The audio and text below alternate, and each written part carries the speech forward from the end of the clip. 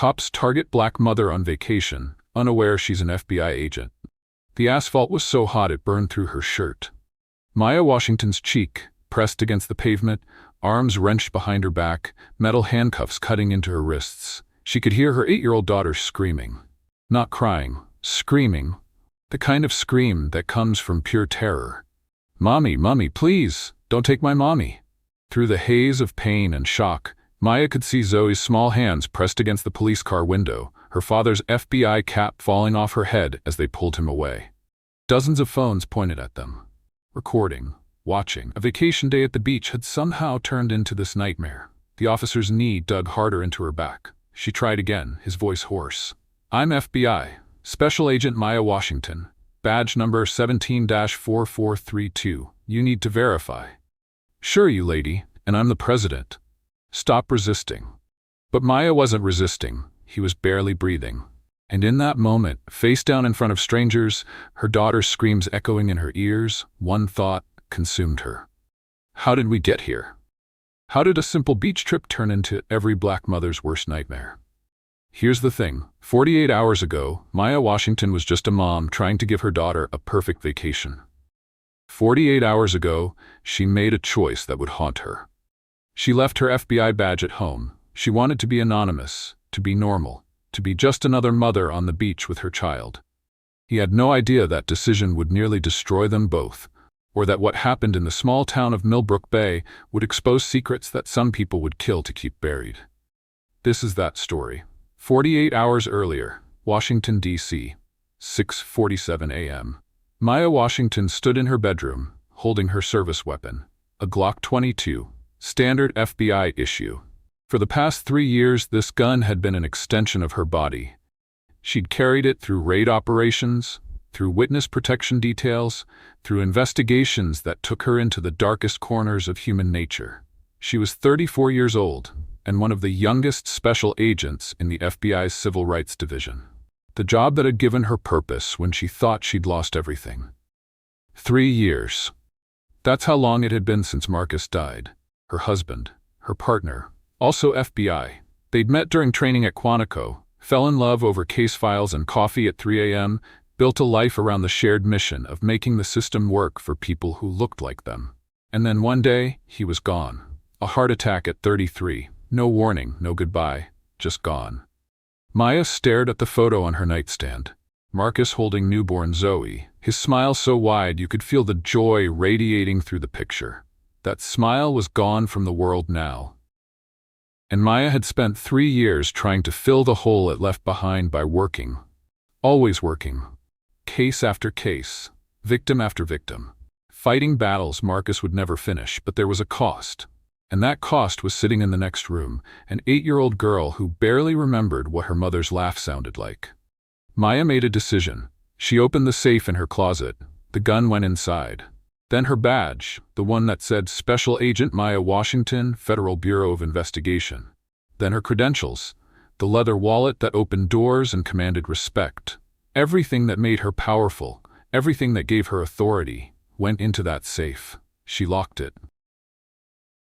"This week," she whispered to herself, "I'm not an agent, I'm just Zoe's mom." It was the kind of decision that seemed simple in the moment, logical even, a woman wanting to disconnect from work, to be present with her child. But here's what Maya didn't understand yet. In America, a black woman doesn't get to choose when she's seen as threatening. She doesn't get to choose when her presence requires explanation. And taking off her badge didn't make her invisible. It made her vulnerable.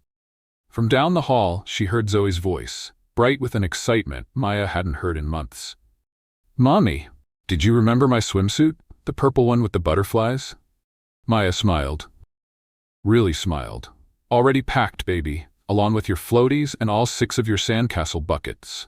"6 buckets? Mommy, we're gonna build the biggest castle in the whole world." For a moment, just a moment, the weight lifted. Maya walked to Zoe's room and found her daughter sitting in a sea of stuffed animals, carefully deciding which ones were worthy of the journey. Zoe Washington, 8-year-old girl, was her father's clone. Same intense brown eyes, same way of tilting her head when she was thinking, same unshakable sense of right and wrong that sometimes scared Maya because the world doesn't reward that. The world punishes it. And Zoe was wearing it. The hat. Her father's old FBI baseball cap, navy blue, worn at the edges, with the yellow letters that meant everything to her. She'd claimed it the day of Marcus's funeral, and hadn't let it go since. He slept with it, played with it, called it Daddy's lucky hat, like it was a shield against all the bad things in the world. If only it were. "Come here, baby girl," Maya said, settling onto Zoe's bed. This was their ritual. Every morning, Maya braided Zoe's hair while they talked about everything and nothing. Their sacred time.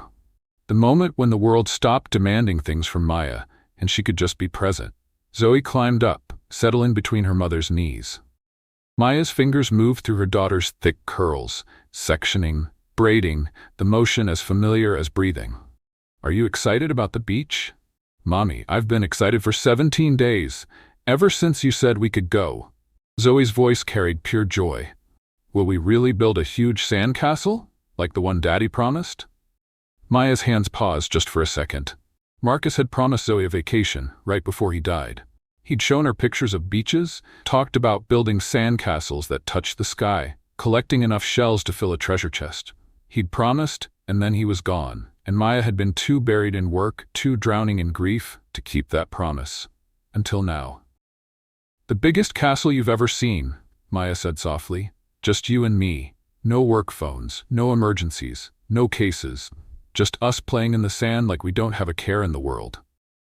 Zoe turned to look at her mother, and the question in her eyes was too old for 8 years. "Mommy, will this trip make you stop being sad?" The question landed like a punch. Maya cupped her daughter's face, seeing Marcus in every feature, feeling the weight of 3 years of grief, of working 70-hour weeks, of tucking Zoe in bed and then staying up until dawn reading case files because sleep meant facing the empty space beside her. "Baby, I'm never sad when I'm with you. Sometimes grown-ups just carry heavy things, but this trip is about being light, about remembering how to play. You think you can teach me?" Zoe's smile broke through like sunrise. "I can teach you, Mommy. Daddy taught me lots of things before he went to heaven. I remember all of it." They finished packing together, and as they worked, Zoe started singing. That song. The one Marcus made up when Zoe was 4 about a butterfly who learned to dance in the rain. It was silly, off-key, completely nonsensical, and it was theirs. Their connection to the man they both missed with an ache that never quite faded. Maya joined in, their voices blending, and for the first time in 3 years, she felt something dangerous. Hope. The belief that maybe, just maybe, they could heal.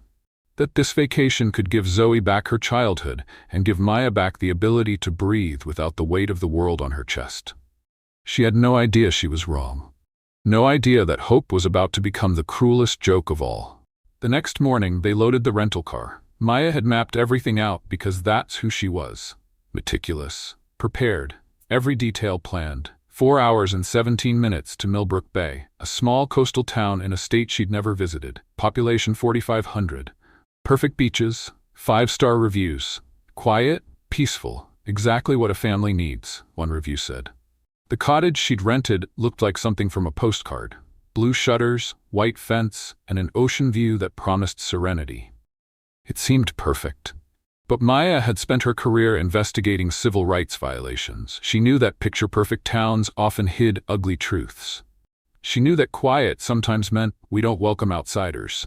She knew that peaceful could be code for we like things the way they are. But she was tired. Tired of seeing danger everywhere. Tired of being suspicious. Tired of teaching her daughter to navigate a world that saw her as a threat before it saw her as a child. So Maya pushed those thoughts away and focused on the excited chatter coming from the back seat. As they drove south, windows down, music playing, Zoe talked nonstop. About dolphins. About whether sharks were really mean or just misunderstood. About finding a mermaid. About building a sandcastle with a moat so big no wave could knock it down. Maya listened, really listened, not distracted by buzzing phones or open case files. Just present. Just mom. And it felt good. It felt right. If you're new here, welcome to Mirror Stories, a channel dedicated for revealing justice and truth. Show us some love by liking and hitting the subscribe button. Also tell me in the comment below from which country are you enjoying this story. because what happens next will leave you speechless. Maya and Zoe have no idea what's waiting for them in Millbrook Bay. And trust me, you won't want to miss a single second. 3.5 hours into the drive, they stopped at a gas station on the outskirts of Millbrook Bay.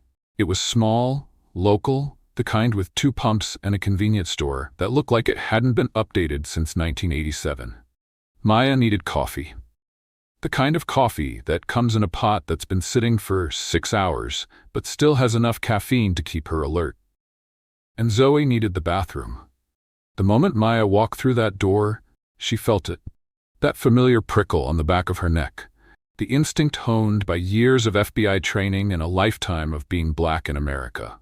The clerk, a white man in his 50s with arms like tree trunks and a face that suggested he didn't smile often, locked eyes with her. And then he started moving. Not obviously, not aggressively, just watching, following. Maya walked to the coffee station. He moved closer, pretending to organize lottery tickets behind the counter, but keeping her in his peripheral vision. She browsed the snack aisle, looking for something Zoe would like. He followed, not even bothering with the pretense of stocking shelves. Just standing there, arms crossed, eyes tracking her every movement like she was a criminal, casing the joint instead of a customer looking for chips. Maya had experienced this her entire life. In stores, in banks, in restaurants. The unspoken accusation that hung in the air like smoke. The assumption that her presence meant theft, that her brown skin was probable cause, that she needed to be monitored because people who looked like her couldn't be trusted. Her FBI training kicked in automatically. Assess the threat. Notice everything. The clerk's body language, the lack of other customers. The single security camera pointed at the register. The distance to the exit. The fact that Zoe was still in the bathroom, unaware, innocent, still living in a world where a trip to the gas station was just a trip to the gas station. And Maya made a choice. The same choice she'd been making her whole life. She wouldn't react. Wouldn't give him the satisfaction. Wouldn't create a scene that would teach her 8-year-old daughter that the world sees her as suspicious before it sees her as human. Zoe bounced out of the bathroom, her father's FBI cap slightly crooked on her head. "Mommy, they have my favorite chips, the hot ones with the lime." The clerk's eyes shifted to Zoe. Softened slightly, but not enough. Not in the way eyes should soften when looking at a child. Maya grabbed the chips, a bottle of water, and walked to the counter. She pulled out exact change, counted it carefully, made sure every penny was accounted for so he couldn't accuse her of trying to shortchange him. $4.73, she said, her voice neutral, professional, the voice she used when interviewing witnesses who didn't want to talk. The clerk took the money without a word, didn't say thank you, didn't acknowledge her humanity. Just took the money and turned away, his message clear: buy your items and leave. You're not welcome here. Maya walked out, Zoe's small hand in hers, and didn't let her expression change until they were back in the car, doors locked, pulling out of the parking lot. "Mommy, why was that man so grumpy?" Zoe asked, munching on her chips, oblivious to the weight of what had just happened. "Some people just have bad days, baby." The lie tasted bitter, but the truth was worse. How do you explain to an 8-year-old that some people will judge her before she opens her mouth? That her skin will be her offense before anyone knows her name? That even Daddy's lucky hat can't protect her from that? You don't. Not today. Not on the trip that's supposed to be about joy. Maya's hands gripped the steering wheel tighter than necessary. Her jaw clenched. But she said nothing, swallowed it down, carried it alone, because that's what mothers do. They absorb the pain so their children don't have to. 20 minutes later, they pulled up to the rental cottage, and for a moment, just a moment, the gas station faded. Because the cottage was everything the photos promised. Blue shutters, white picket fence, a front porch with rocking chairs, and beyond it, past the dunes, the ocean stretched out like forgiveness. "Mommy, it's like a fairy tale." Zoe was already unbuckling, ready to explore, ready to claim this space as theirs. They'd barely gotten the first suitcase out of the car when Maya heard footsteps on the gravel. She turned, instinct making her position herself between Zoe and the approaching figure. But it was just an elderly white woman, mid-70s, with silver hair and kind eyes, carrying a plate covered in foil. "Welcome to Millbrook Bay," The woman's smile seemed genuine, warm even. "I'm Eleanor Hartley. I live right next door. Thought I'd bring over some cookies. Chocolate chip. Made them fresh this morning." Maya felt her shoulders relax slightly. "Thank you, Mrs. Hartley. That's very kind. I'm Maya, and this is my daughter Zoe." Zoe peeked from behind her mother, shy for exactly 3 seconds before the promise of cookies drew her out. "Are they really chocolate chip? That's my favorite." Eleanor's laugh was genuine. "Mine too, sweetheart. Please, call me Eleanor. Mrs. Hartley makes me feel ancient." She handed the plate to Maya. "I've lived here 40 years. My husband Robert was the police chief. He passed 5 years ago. Cancer. So it's just me now in that big house. If you need anything at all, I'm right next door." They chatted for a few minutes. Small talk. The weather, the best beaches, where to get good ice cream.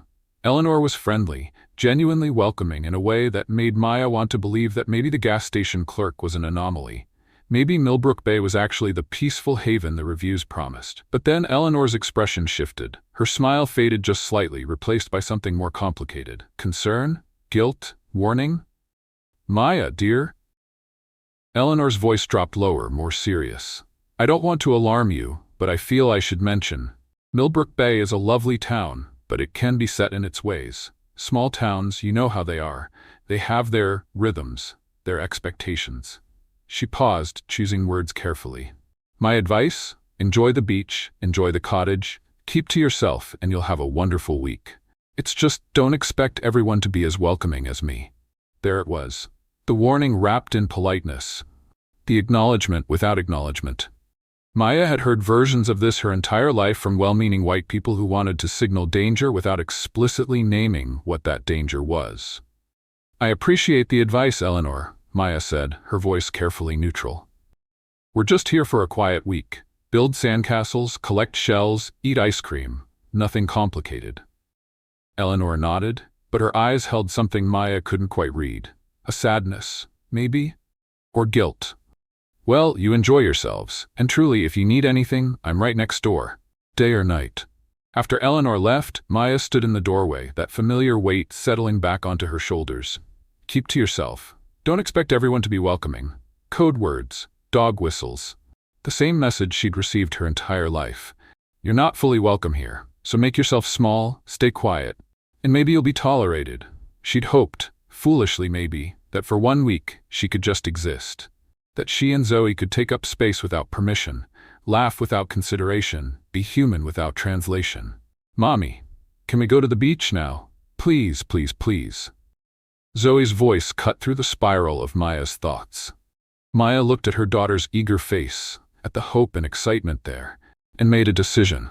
She would not let her own scars, her own exhaustion, her own hypervigilance steal this moment from Zoe. Whatever Millbrook Bay was, whatever ugliness might be lurking beneath its postcard-perfect surface, Zoe deserved this week. Deserved to just be a kid on vacation. "Let's go, baby girl. Let's build that castle Daddy promised you." The evening sun painted everything gold as they walked barefoot across the sand. The beach was exactly what Maya had imagined. Wide, clean, the kind of sand that was perfect for building. The water was that impossible blue-green that looks photoshopped but is somehow real. And for the first time since Marcus died, Maya felt something she'd almost forgotten existed. Peace.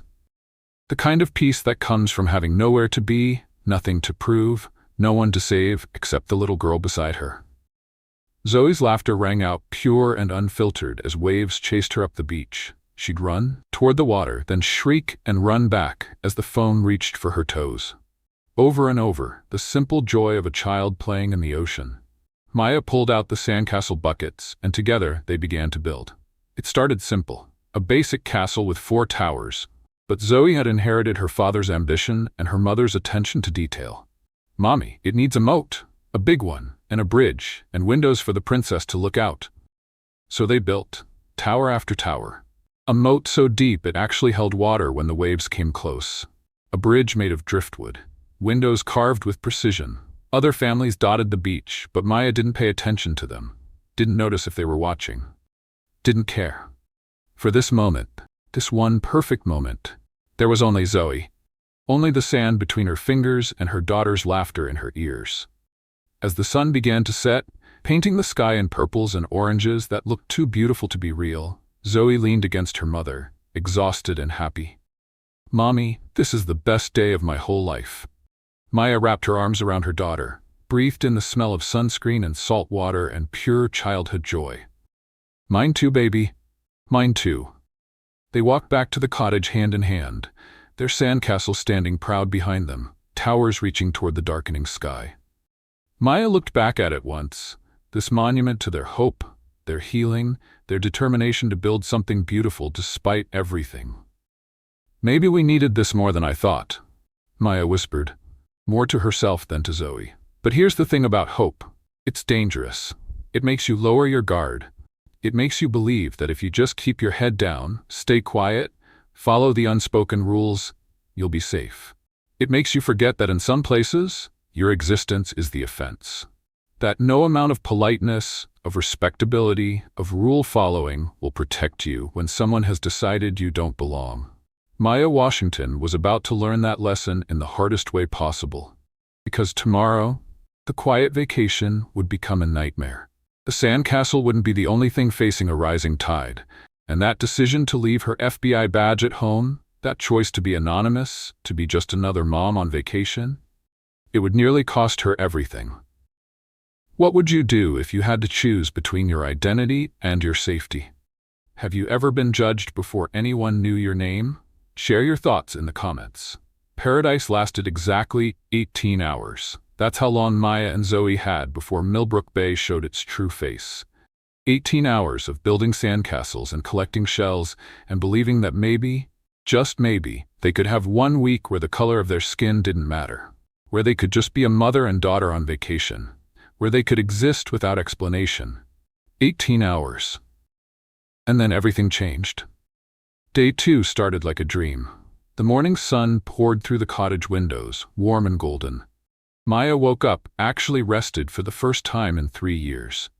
No nightmares about Marcus, no anxiety about pending cases, just the sound of ocean waves and her daughter's soft breathing in the next room. She lay there for a moment, letting herself believe this could be their new normal.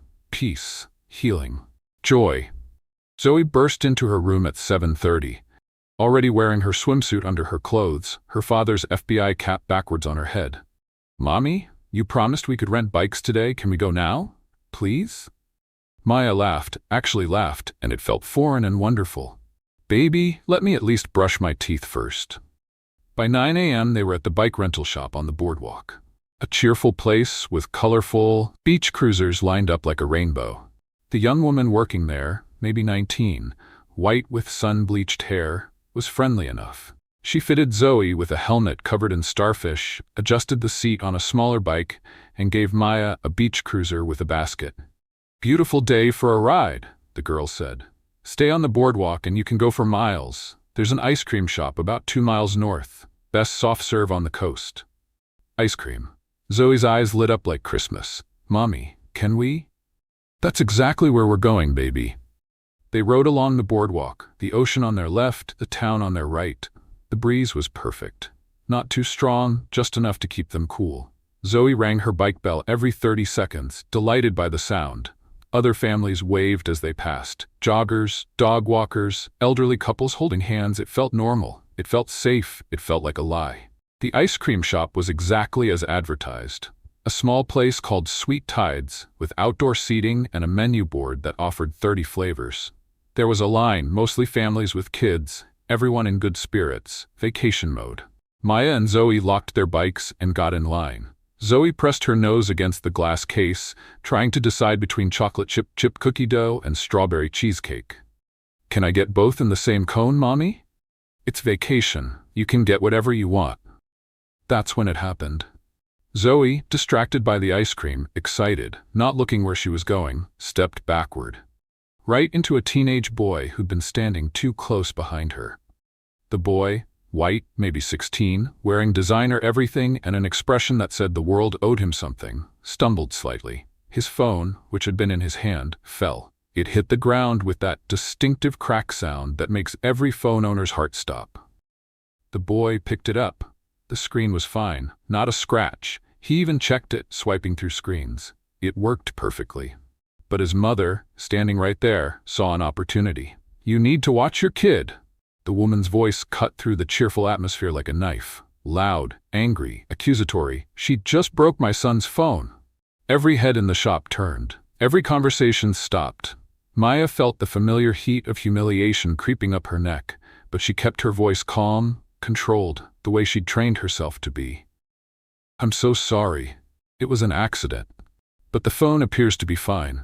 The woman, Karen Sutton, though Maya didn't know her name yet, was in her mid-40s, blonde, wearing workout clothes that cost more than Maya's rent, and carrying the kind of entitlement that comes from never being told no.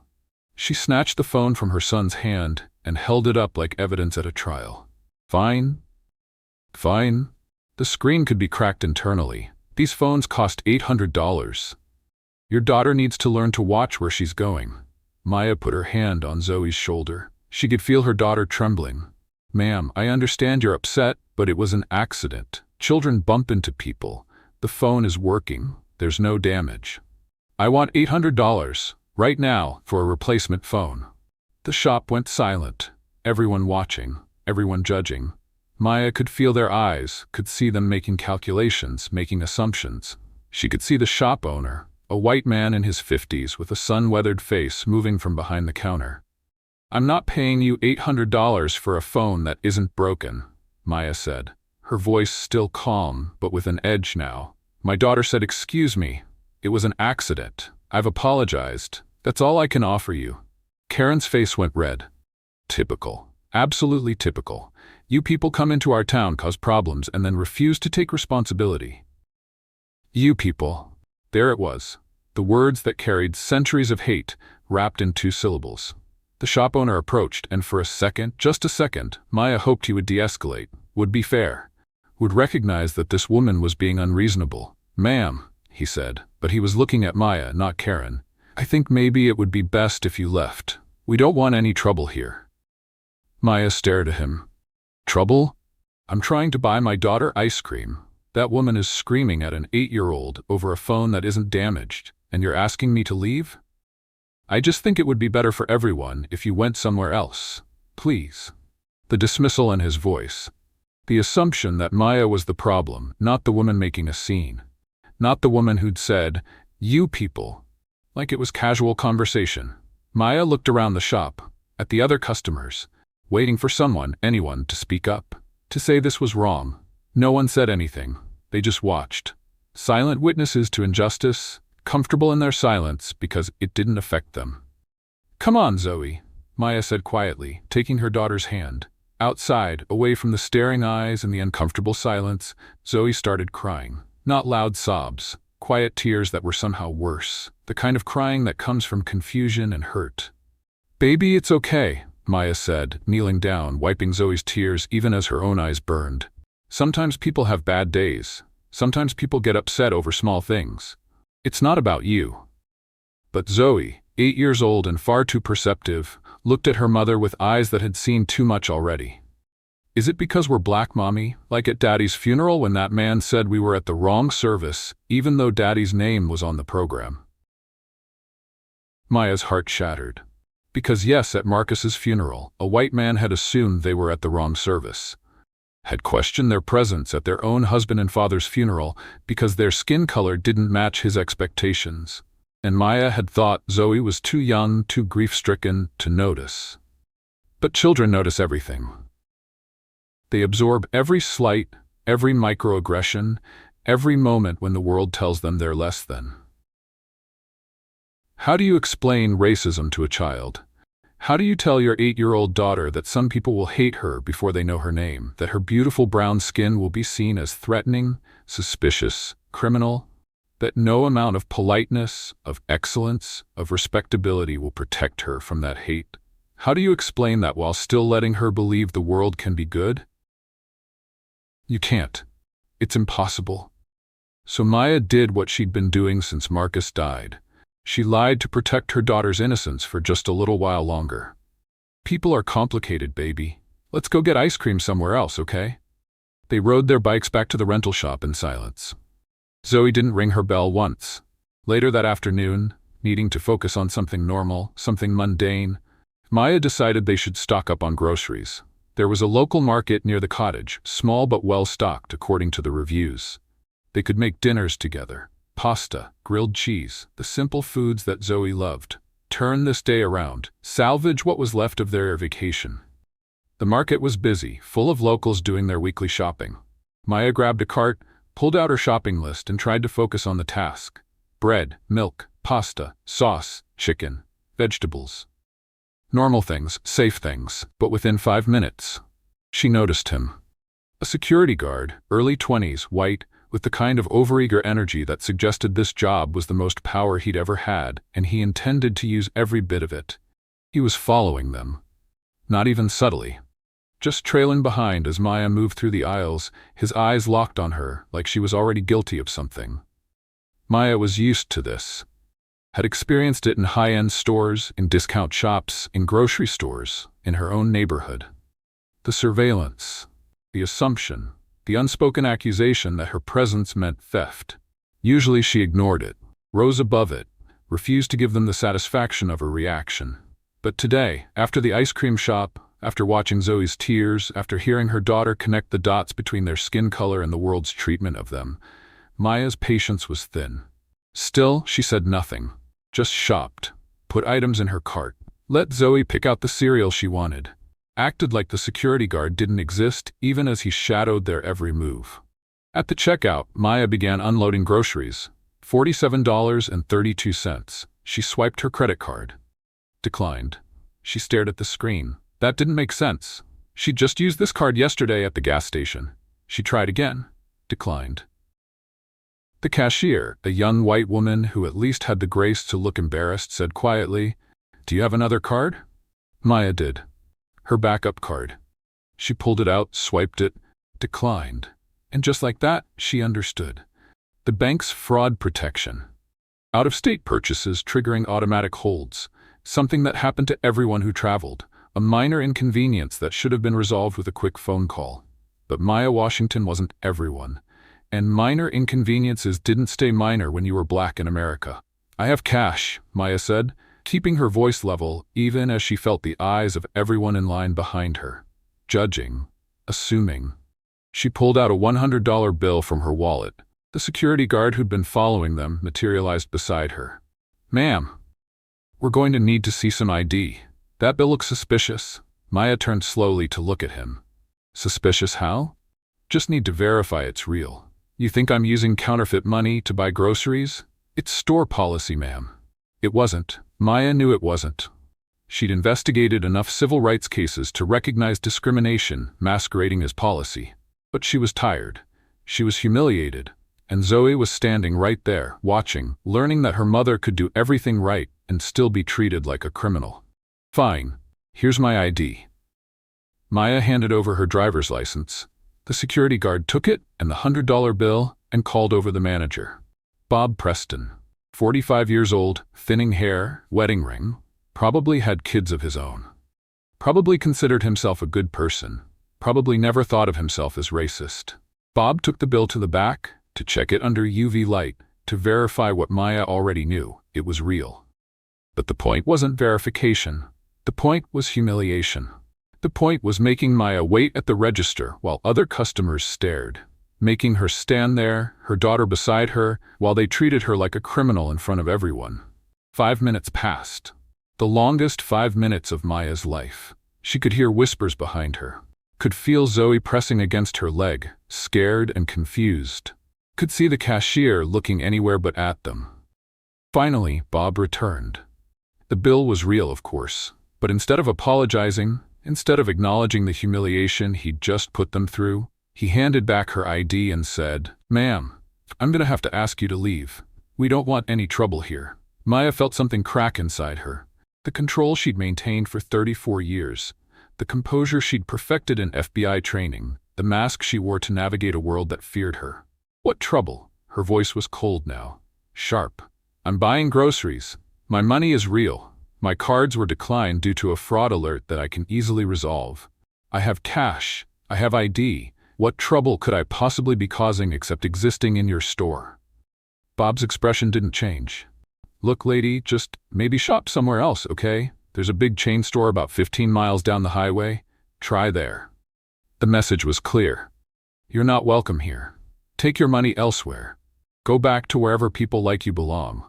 Because it's not here. It's never here. Maya looked at her cart full of groceries. At the other customers pretending not to listen while hanging on every word. At Zoe, who was crying again, silently, tears streaming down her face, while she clutched her father's FBI cap like it could protect her. Maya left the groceries, left the cart in the middle of the aisle, took her daughter's hand and walked out of that store with her head high and her heart breaking. In the car, Zoe's voice was small, broken. "Mommy, why do they hate us?" Maya didn't have an answer. She just held her daughter while they both cried in a grocery store parking lot in a town that had made it clear they didn't belong. If this story is affecting you, if you're feeling the weight of what Maya and Zoe are experiencing, make sure you're subscribed, because what happens next will shock you. The situation is about to get much worse, and you need to see how Maya handles what's coming. They drove back to the cottage in silence. Maya's mind was racing. They should leave. Pack up and go home. Cut their losses. Why stay in a place that clearly didn't want them? Why subject Zoe to more of this? But another part of her, the part that had survived foster care, that had fought to become FBI, that had stood at Marcus's grave and promised to raise their daughter to be strong, that part refused to run, refused to teach Zoe that when people push, you retreat. That when the world says you don't belong, you believe them. When they pulled up to the cottage, Eleanor was sitting on her porch. She stood when she saw them, her expression concerned. She walked over carrying a pitcher of lemonade and 2 glasses, and without saying a word, she could see something was wrong. "Come sit with me," Eleanor said, gesturing to the rocking chairs on Maya's porch. Maya was going to decline, going to say they were fine, but she was so tired. Tired of being strong. Tired of pretending everything was okay. So she nodded, sent Zoe inside to wash her face, and sat down beside this elderly white woman who'd shown them more kindness than anyone else in this town. Eleanor poured lemonade, handed Maya a glass, waited. "This town," Maya finally said, "it's not what the reviews promised." Eleanor sighed, deep and sad. "No, I don't suppose it is. Not for everyone." She was quiet for a moment, then continued. "My husband Robert was the police chief here for 25 years. I thought he was a good man. I still believe he was in many ways. But after he died, I found things. Records, notes, patterns." Maya looked at her. "What kind of patterns?" "Robert kept a journal, documented everything. And in those journals I saw things I'd been blind to for 40 years. This town, Maya, it has ghosts, unspoken rules. The department, they have quotas. Not official ones, of course, nothing written down, but quotas all the same." "What kind of quotas?" Eleanor's hands shook slightly as she held her glass. "Keep certain people moving through, not staying. Make them uncomfortable enough to leave on their own so no one can accuse the town of discrimination." Robert called it maintaining the character of Millbrook. I didn't understand what he meant. Or maybe I didn't want to. The words hit Maya like ice water. This wasn't random. The gas station clerk, the ice cream shop, the grocery store. It was coordinated, intentional, a system designed to exclude people who looked like her while maintaining plausible deniability. "Why are you telling me this?" Maya asked. "Because I'm ashamed." Eleanor's voice cracked. "I lived here 40 years, raised my children here, thought it was a good town, safe, wholesome, and I was right, but only for certain people, for people who looked like me. I didn't see what Robert was part of.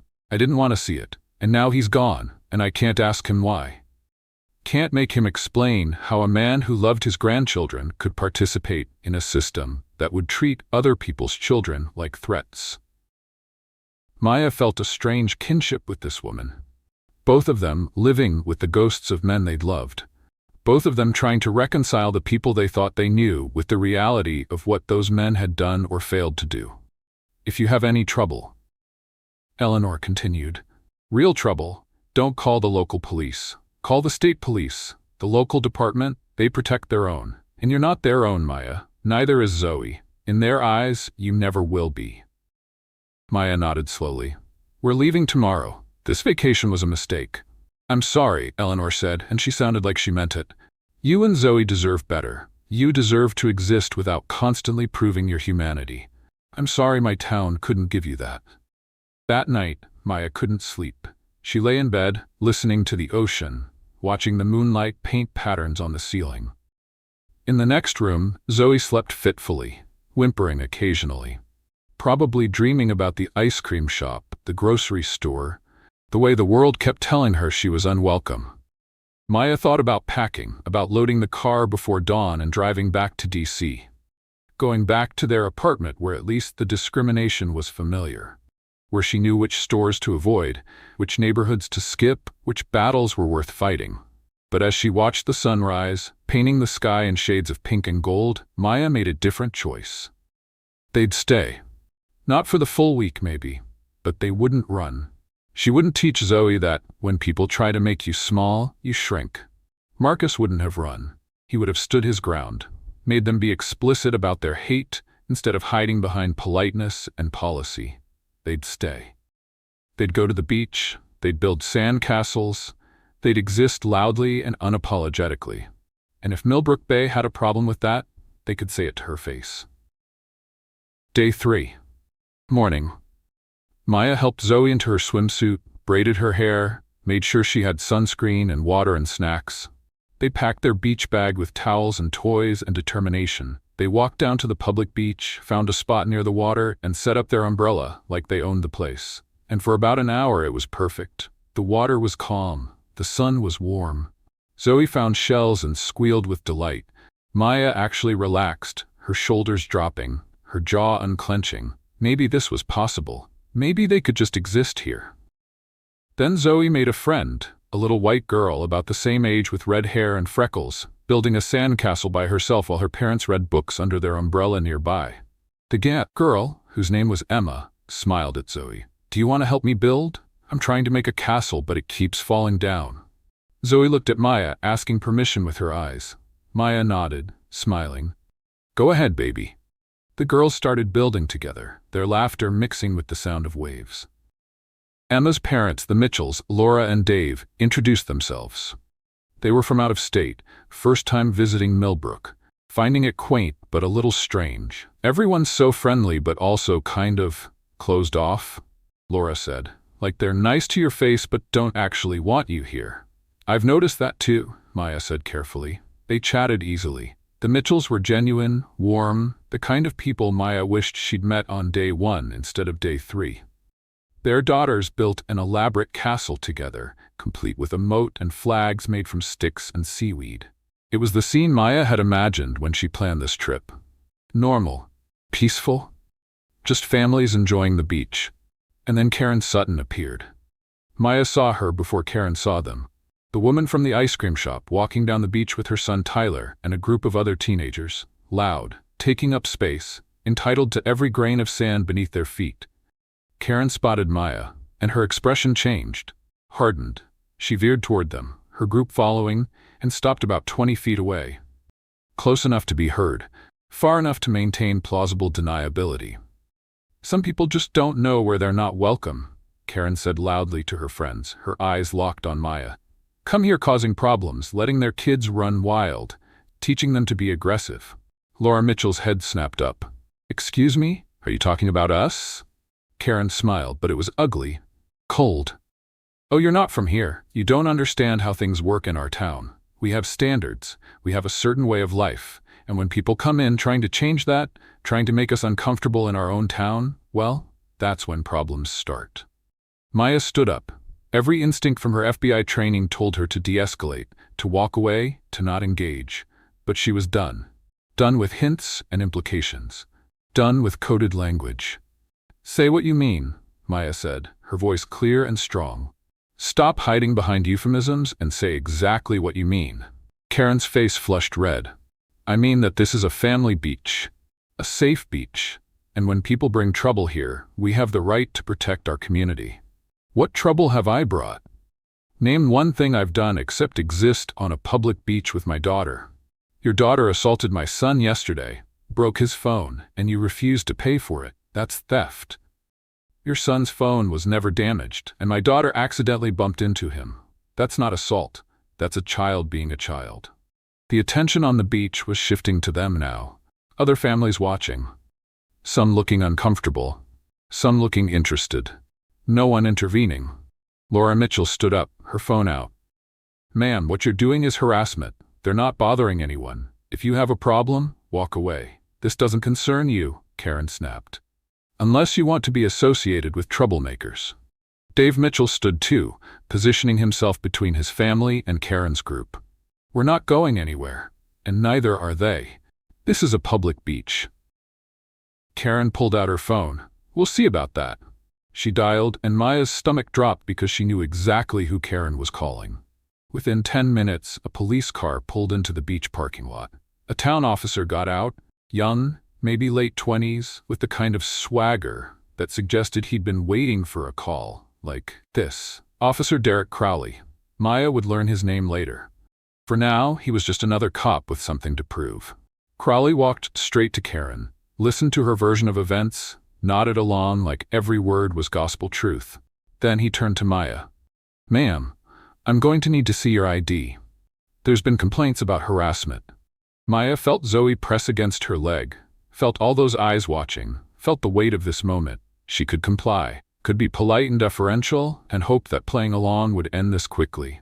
Or she could stand on her rights, could force them to be explicit about what they were doing. Harassment? Maya kept her voice even. "We're sitting on a public beach. That woman approached us making accusations. If anyone's harassing anyone, it's her." Crowley's jaw tightened. "I'm not asking again. ID, now. Am I being detained? What's the specific charge? What probable cause do you have to demand my identification?" The beach went silent. Everyone watching this black woman question a white cop's authority. Everyone waiting to see what would happen when someone refused to just comply. Crowley took a step closer, his hand moving to his belt, to his equipment. A subtle threat that Maya recognized immediately. "Don't get smart with me. ID, now." Laura Mitchell held up her phone. "I'm recording this. You have no probable cause. She's done nothing wrong." Crowley shot her a look. "Ma'am, put that phone down or you'll be arrested for obstruction." "Obstruction of what?" "You haven't identified a crime, and I have every right to record police interactions in public." But Maya knew how this played out. She'd investigated enough cases. She'd seen the body cam footage, read the reports, listened to the justifications. It always ended the same way. Resistance. Threat to officer safety. Use of force. Arrest. And Zoe was right there. Watching. Learning. Terrified. So Maya made the same choice she'd made at the gas station, at the ice cream shop, at the grocery store. She complied. She pulled out her driver's license and handed it to Officer Crowley. He took it back to his car. Ran her information. Maya knew what he was looking for. Warrants. Criminal history, anything that would justify what he was doing. Anything that would make her the threat he wanted her to be. 5 minutes later, he returned. Everything came back clean. No warrants. No criminal record. Nothing. Crowley looked annoyed. Frustrated. Like she'd personally insulted him by being exactly who she said she was, a woman on vacation with her daughter. "You're clean," he said, handing back her license. "But I'm watching you. Any more complaints, any more trouble, and you're out of here. Understand?" Maya took her license. "I understand that you responded to a call from a woman who approached us, that you demanded my identification without probable cause, and that you're now threatening me with removal from a public beach for the crime of existing while black." Crowley's face went red. "Watch your mouth." "Or what? You'll arrest me for accurately describing what just happened?" "You're on thin ice, lady." "The ice was thin the moment I arrived in this town. But thank you for making it explicit." Crowley walked away, but the damage was done. The beach knew. Everyone knew. The message was clear. Maya and Zoe were marked. Unwelcome. Targets. Laura Mitchell was furious. "I got all of that. I'm posting this everywhere. This is insane." But Maya was already packing up, already gathering their things. Because she'd pushed as far as she could, she'd stood her ground. But Zoe was shaking, crying silently, and no principal was worth her daughter's trauma. They walked back to the cottage, the vacation officially over. Maya would pack tonight. They'd leave in the morning. She'd tried, she'd stood up, but some battles can't be won. Some towns are too broken to fix with one woman's defiance. Except, Maya didn't know that this was just the beginning, that tomorrow wouldn't bring escape, that the forces she'd challenged were about to challenge her back in a way that would test everything she believed about justice, about protection, about what it meant to be both black and powerful in America. What would you do in this situation? How much would you take before you fought back? When is enough finally enough? Share your thoughts in the comments. Mommy, why don't you just show them your badge? That's what Zoe asked that night. After the beach, after the police officer, after watching her mother be humiliated for the third time in 3 days. 8 years old, and she'd already learned that sometimes being right doesn't matter. Sometimes following the rules doesn't protect you. Sometimes your mother, the strongest person you know, is powerless. They were sitting on the cottage porch, the ocean dark and endless before them. Maya had been staring at her phone for an hour, her thumb hovering over the contact for her FBI partner, Devin. One call. That's all it would take. One call, and the full weight of the Federal Bureau of Investigation would descend on this little town. One call, and everyone who'd treated them like criminals would understand exactly who they'd been messing with. But Maya's pride wouldn't let her make that call. Because shouldn't she be able to take a vacation without pulling rank? Shouldn't she be able to exist as just Maya, not Special Agent Washington? Shouldn't her humanity be enough protection without needing a badge to prove her worth? She'd left that badge at home on purpose, locked it in a safe, told herself that for 1 week she could just be a mom, that for 7 days she could be anonymous, normal, free. How foolish that seemed now. Mommy, Zoe's voice pulled her back. Why don't you show them your badge like Daddy used to? Maya looked at her daughter, at those eyes so much like Marcus's, at that face still streaked with tears from the beach, at the innocence that was being stripped away day by day, hour by hour, in this town that had decided they were unwelcome before they'd even unpacked. Baby, sometimes showing a badge makes things worse. People should just treat us right because it's right, not because I'm FBI. We shouldn't have to prove we're worthy of basic respect. We shouldn't have to justify our existence. Zoe was quiet for a long moment. Then, in a voice so small it almost disappeared into the ocean breeze, she said, "But Daddy told me the badge means we protect people who can't protect themselves." She looked up at Maya, and the question in her eyes cut deeper than any knife. "Who protects us, Mommy? If Daddy's gone and you won't use your badge, who protects us?" Maya had no answer. None. Because the truth was too painful to speak out loud. The truth was that nobody protected them. That the badge that gave her power to investigate civil rights violations couldn't protect her from experiencing those violations herself. That all her training, all her authority, all her knowledge of the law meant nothing when she was just another black woman in a town that had decided she didn't belong. The question devastated her, shattered something fundamental in Maya's understanding of the world, because she'd spent her entire adult life believing that justice mattered, that the system, despite its flaws, could work, that being FBI meant she was on the right side of history, that she could protect people, but she couldn't even protect her own daughter from the hate that had followed them like a shadow since they arrived. That night, Maya barely slept. She lay in bed, listening to Zoe cry softly in the next room, debating whether to pack up and leave before dawn. They could be home by lunch, back to their apartment, back to their routines, back to discrimination that was at least familiar. But Maya had never been a quitter. Not in foster care when she'd bounced between 7 homes. Not at Quantico when male agents had questioned whether she belonged. Not when Marcus died and the world expected her to crumble. She'd always been a fighter, so she'd give it one more day. One more attempt at normalcy. They'd go to the playground, let Zoe play on the swings. Do something innocent, something simple. Something that didn't involve cops or confrontation or having to prove they deserved to exist. Day 4. Morning. The local playground was a 10-minute walk from the cottage. A nice park with new equipment, wood chips on the ground, benches for parents. The kind of place that should have been safe. Welcoming. The kind of place where children played without the weight of adult hatred pressing down on them. There were already several families there when Maya and Zoe arrived. Toddlers on the slides, kids on the monkey bars, mothers chatting in clusters while their children played. Normal, suburban, The America that existed for some people, but never quite for others. Maya and Zoe walked through the playground gate. Zoe headed for the swings, her favorite. She loved the feeling of flying, of that moment at the peak when you're weightless before gravity pulls you back. And then the exodus began. One mother saw them, whispered to another. That mother gathered her children. Time to go, sweetie, we have errands to run. Another family followed, then another.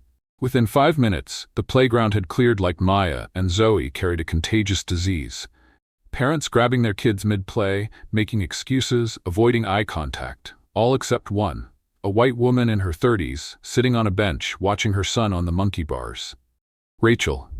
She looked uncomfortable but stayed put, her son playing near Zoe, both kids on adjacent swings. Maya sat on a bench, pretending not to notice the mass departure. Pretending her heart wasn't breaking. Pretending she couldn't see Zoe's shoulders sag with the realization that once again she'd been rejected for reasons she couldn't control. Rachel's phone rang. She answered, and her voice carried across the empty playground. "Hey, Susan." "Yeah, I'm at the park with Ethan." A pause. Her expression changed. "What Facebook group?" Another pause. Her eyes flicked to Maya, then away. "Oh, I didn't see that. I don't really follow the local groups." The voice on the other end got louder, more insistent. Maya couldn't make out words, but she could hear the tone. Urgent, warning, threatening. Rachel's discomfort intensified. "Susan, that's ridiculous. They're just sitting here. There's no trouble." But her conviction was fading. Maya could see it. The woman wanted to believe the right thing, but the pressure from her community was stronger than her principles. "I have to go," Rachel said into the phone. Then to her son, "Ethan, honey, we need to leave now." "But Mom, I'm playing." "Now, Ethan." Rachel stood, avoiding Maya's eyes, gathering her son with the kind of urgency that suggested danger. She walked past Maya, and for just a second, their eyes met. Maya saw shame there. Guilt. But not enough to make her stay. Not enough to make her choose what was right over what was easy. Zoe watched them leave, watched the last child disappear through the playground gate. Watched the park become empty except for her and her mother. She stopped swinging, her feet dragging in the wood chips to slow herself down. "Mommy." Her voice was hollow, defeated. "Why doesn't anyone want to play with me? What's wrong with me?" Maya crossed the playground in 3 strides, dropped to her knees in front of her daughter. "Nothing is wrong with you. Do you hear me? Nothing. You are perfect. You are beautiful. You are kind and smart and funny, and there's nothing wrong with you." "Then why does everyone leave when I come?" "Because people are scared. Because they've been told lies about people who look like us. Because it's easier to believe those lies than to stand up to them." "I just wanted to swing, Mommy. I just wanted to play." "I know, baby. I know." They left the empty playground hand in hand. Maya's mind was made up now. They'd pack this afternoon, leave tomorrow morning. This town had won. She'd tried to stand her ground, but the cost was too high. Watching Zoe's spirit break, piece by piece, was more than Maya could bear. "Let's go get lunch," Maya said, forcing brightness into her voice. "Just you and me, anywhere you want." "Can we go to that diner we saw? The one with the pancakes in the window?" Maya's stomach clenched. She knew this would end badly. Knew that Millbrook Bay had made its position clear. But Zoe asked so little, complained about nothing, tried so hard to be good, to be small, to be acceptable. How could Maya deny her daughter pancakes? "Sure, baby, let's go get pancakes." The diner was downtown, a 1950s throwback called Maggie's, with red vinyl booths and checkered floors. The windows advertised best pancakes on the coast and family-friendly since 1962. Through the glass, Maya could see it was maybe half full. Plenty of empty tables, plenty of room. They walked in, a bell chiming above the door. The hostess, a young white woman in her 20s with tired eyes and a name tag that said Brittany, looked up from her podium. Her smile faltered when she saw them. "High table for 2? Maya said. Brittany glanced back at the dining room, then at Maya, then down at her reservation book, like it held answers to questions she didn't want to ask. "I'm so sorry," she said, and she did sound genuinely apologetic, genuinely uncomfortable with what she was about to do. "We're fully booked." Maya looked past her at the half-empty restaurant, at the empty booth by the window, at the empty 4-top in the corner, at the empty counter seats. "I can see empty tables." Brittany's face flushed. They're reserved? Reserved, all of them? Yes, ma'am. Large party coming in. It was a lie. They both knew it was a lie. But Brittany had been told to say it, had probably been threatened with her job if she didn't, and she was young enough to believe she had no choice. Maya was about to respond when a familiar face appeared from the back. Bob Preston, the grocery store manager. Apparently he also had some connection to the diner. Maybe owned it, maybe just had influence. His presence here at this exact moment was no coincidence. Is there a problem, Brittany? Bob's voice was loud enough to carry through the restaurant, loud enough for every customer to hear, loud enough to make it clear this was a public confrontation. This lady wants a table, but we're fully booked. Bob looked at Maya. Recognition flickered in his eyes. Ah, right. Ma'am, I think you'd be more comfortable at the McDonald's off the highway, or there's a Denny's about 20 miles north. More your speed. More your speed. The words hung in the air, dripping with condescension and barely concealed racism. The implication clear. This diner, with its white tablecloths and its family-friendlier atmosphere, wasn't for people like them. Maya felt something inside her crack. The careful control she'd maintained, the composure that had gotten her through foster care, through FBI training, through Marcus's death, through 3 years of raising Zoe alone. It cracked and rage poured through. But her voice, when she spoke, was quiet, shaking, controlled fury compressed into words. I would be comfortable being seated in this restaurant that my tax dollars help support through this town's business district. I would be comfortable ordering pancakes for my daughter who's been through hell in your town for 3 days. I would be comfortable being treated like a human being instead of a problem to be managed. Bob's face hardened. I'm going to have to ask you to leave, or I'll call the police. The threat was clear. Explicit. They both knew how that call would end. Officer Crowley would arrive. Maya would be arrested for trespassing. Zoe would watch her mother be handcuffed. The trauma would be complete. Maya looked down at Zoe. Her daughter's eyes were huge, terrified, filling with tears. This child had already watched her father die. Already watched the world treat her mother like garbage. Already learned that being black meant being unwelcome in her own country. Maya took Zoe's hand. You won't have to call them. We're leaving. Mommy, Zoe started. It's okay, baby. We're okay. But they weren't okay. Maya could feel her daughter trembling, could feel her own hands shaking, could feel the eyes of every customer in that diner watching them leave, watching them be expelled, and not one person said a word. Not one person stood up. Not one person recognized that what they were witnessing was wrong. Outside, the bright sunlight felt like a mockery, like the universe laughing at their pain. They'd made it maybe 10 steps from the diner when Zoe stopped walking. Just stopped, standing on the sidewalk while tourists and locals flowed around them. And then she broke. Really broke. Not quiet tears, not stoic acceptance, full sobbing. The kind of crying that comes from a child's soul when the world has been too much for too long. I want Daddy, Zoe screamed. I want Daddy. Daddy wouldn't let them do this. Daddy would make them stop. I want my daddy. Maya dropped to her knees right there on the sidewalk, pulling Zoe into her arms, holding her daughter, while they both cried in front of strangers who stepped around them like they were obstacles instead of human beings in pain. I'm sorry, baby. I'm so sorry. I'm so sorry. Maya couldn't stop saying it. Couldn't stop apologizing for bringing Zoe to this town, for thinking they could have a normal vacation, for believing that being careful and polite would protect them, for not using her badge when maybe she should have, for not being Marcus, who somehow seemed larger than life, who Zoe believed could have fixed this. I miss Daddy, Zoe sobbed into Maya's shoulder. Why did he leave us? Why did he leave us alone? I know, baby. I miss him too. Every day, every single day.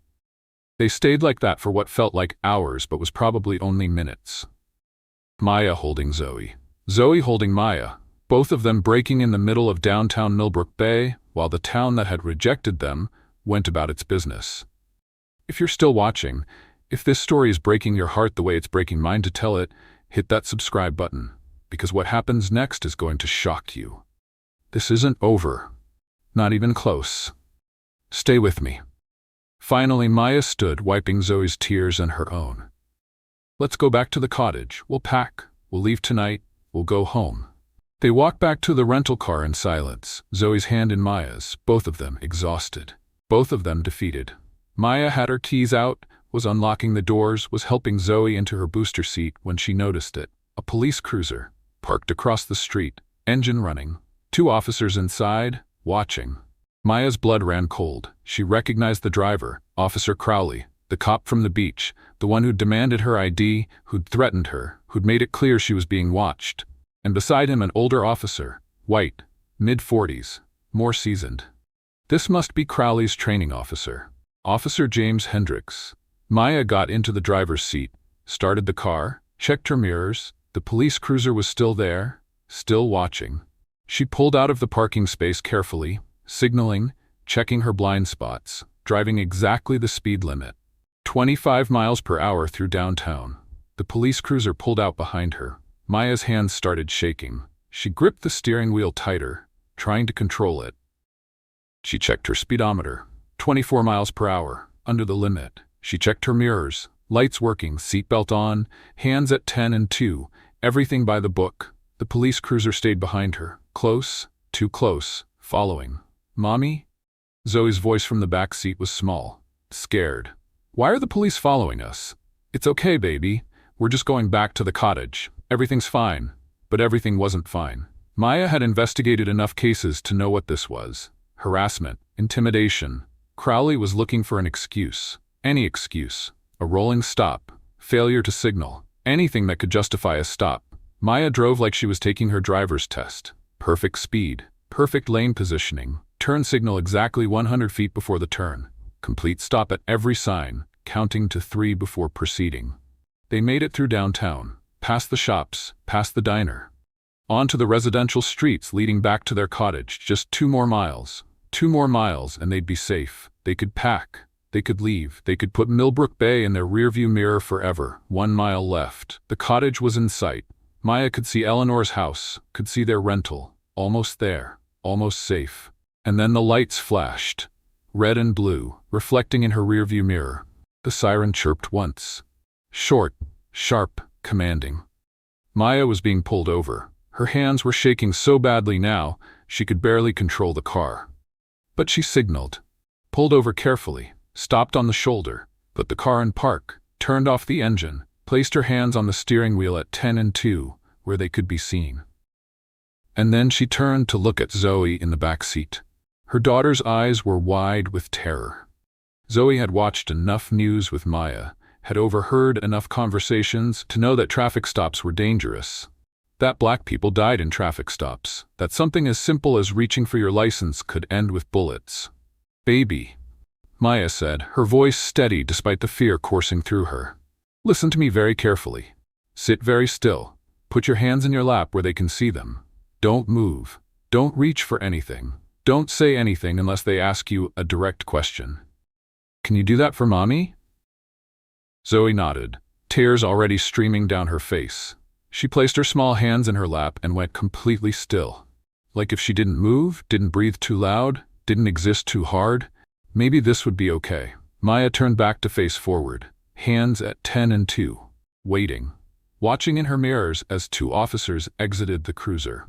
Crowley on the driver's side, Hendricks on the passenger side.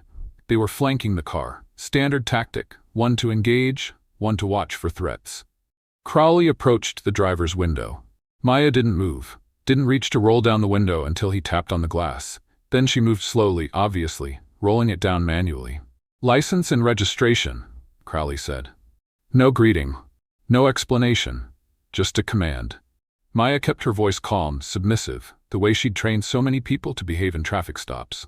"Officer, my license is in my purse on the passenger seat. My registration is in the glove box. I'm going to reach for them now.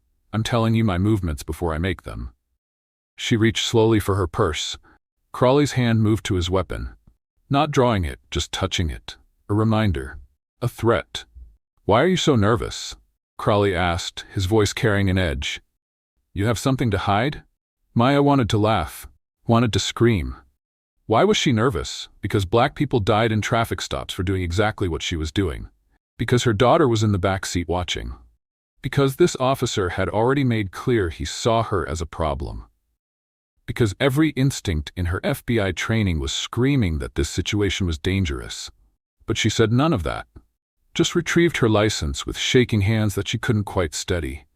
Then reached for the glove box, moving slowly, telegraphing every motion, pulling out the rental agreement and registration. She handed them through the window. Crawley took them without a word. "Do you know why I pulled you over?" he asked. Maya's mind raced. She'd done nothing wrong. Nothing. She'd driven perfectly. "No, sir, I was going 25 in a 30 zone. I signaled all my turns. I came to complete stops. Your tail light is out. It was working this morning when we left the cottage. This is a rental car. I can show you the agreement. Step out of the vehicle." Maya's heart stopped. "I'm sorry?" "Step out of the vehicle, now." This was it. The moment when reasonable became dangerous, when a simple traffic stop became something else. Maya had investigated these cases, had read the reports, had listened to the families explain how their loved one was just complying, just following orders, and somehow still ended up dead. "Am I under arrest? What's the charge?" Crawley's face went hard. "Step out of the vehicle now." His hand was on his weapon now, not drawn but ready. Hendricks had moved closer to the passenger window, his hand also near his weapon. Both of them tense, both of them treating this traffic stop like a felony arrest. Maya looked in the rearview mirror. Zoe was frozen, completely still, tears streaming down her face, her mouth moving in what looked like prayer. Or maybe she was just repeating "mommy" over and over, too quiet to hear. This was every parent's nightmare. Being in danger while your child watches, knowing that whatever happens next, your child will carry it forever. That trauma doesn't end with the traffic stop. It lives in them, shapes them, teaches them that the world is dangerous and no one can protect them. Not even their mother, not even an FBI agent, not even someone who's supposed to be powerful. Maya opened the car door, stepped out slowly, hands visible, no sudden movements. Everything by the book. And what happened next? What happened in the next 3 minutes would change everything, would expose everything, would force Millbrook Bay to confront exactly what it had become. But we're not there yet. Not quite, because this is the moment, the turning point. The place where Maya Washington stopped being just a mother on vacation and became something else entirely. Where the mask came off, where the truth came out, where everything she'd been trying to avoid became unavoidable.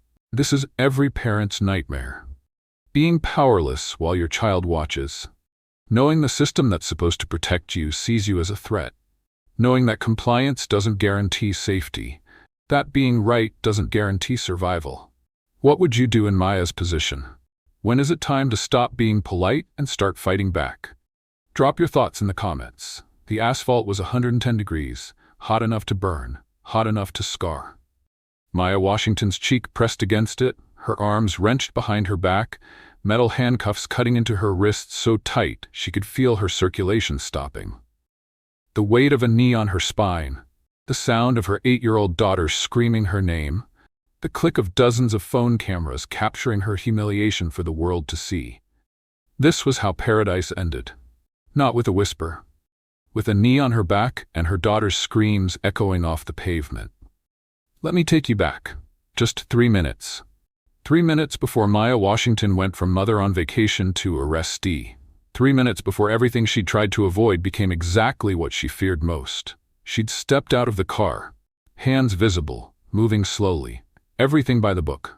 Officer Crawley stood there, hand on his weapon, treating a traffic stop for a taillight like she was armed and dangerous.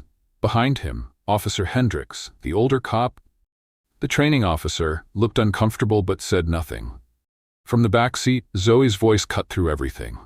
"Mommy." Just that one word.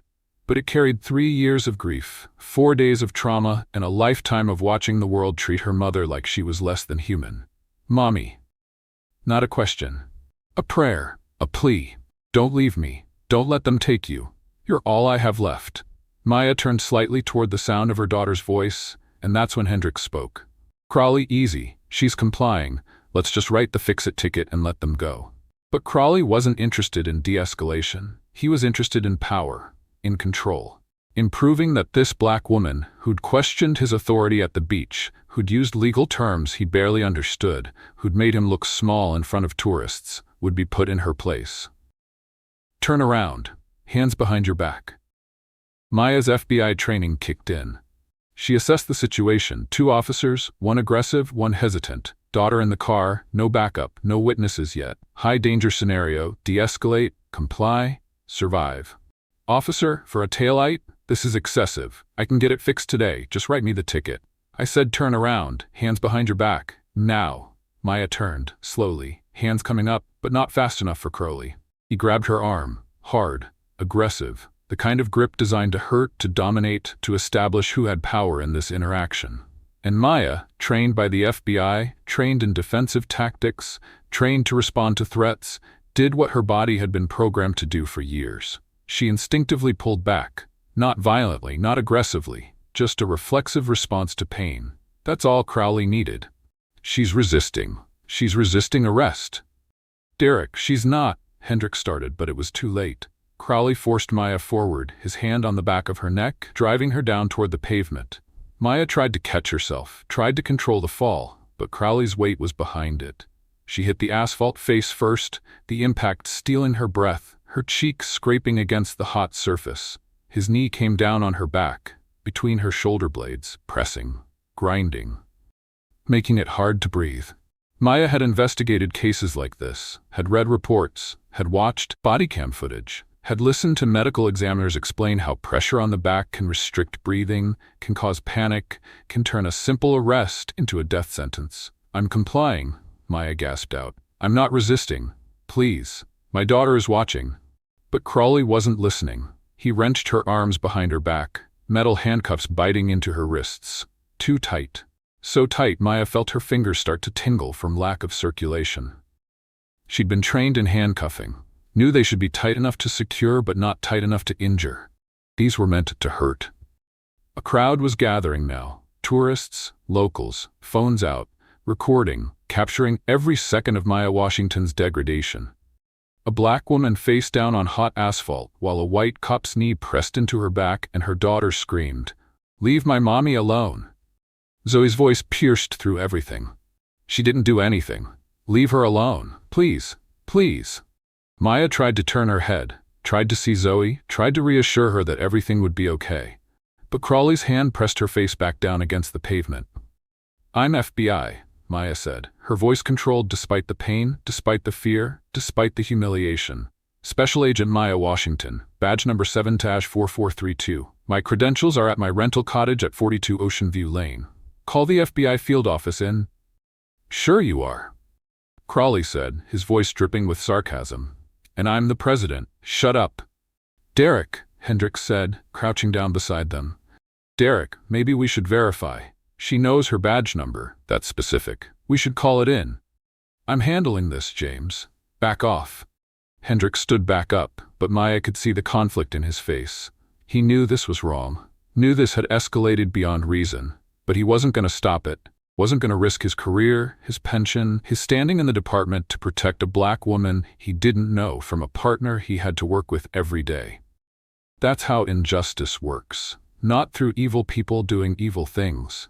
Through good people watching evil things happen and choosing their comfort over someone else's humanity. This is wrong.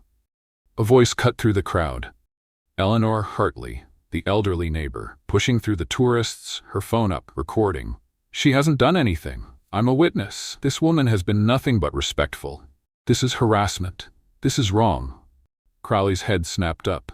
Ma'am, back away from the scene or you'll be arrested for obstruction. I'm standing on a public street, recording a public servant. That's my constitutional right. And I'm telling you, officer, that this is wrong.